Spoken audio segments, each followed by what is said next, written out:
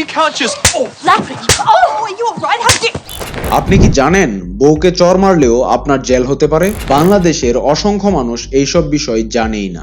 আমাদের দেশে ডোমেস্টিক ভায়োলেন্সকে অনেকেই পারিবারিক বিষয় বলে এড়িয়ে যায়, কিন্তু শুনুন, একটা সাধারণ শারীরিক আঘাতও গুরুতর অপরাধ।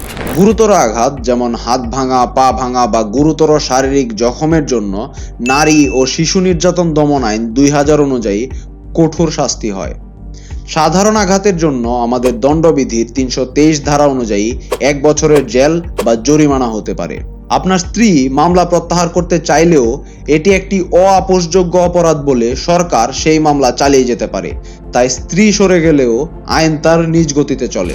মনে রাখবেন, ডোমেস্টিক ভায়োলেন্স অ্যাক্ট 2010 শুধু শারীরিক নয়, মানসিক, অর্থনৈতিক এবং যৌন সহিংসতা থেকেও স্ত্রীকে সুরক্ষা দেয়।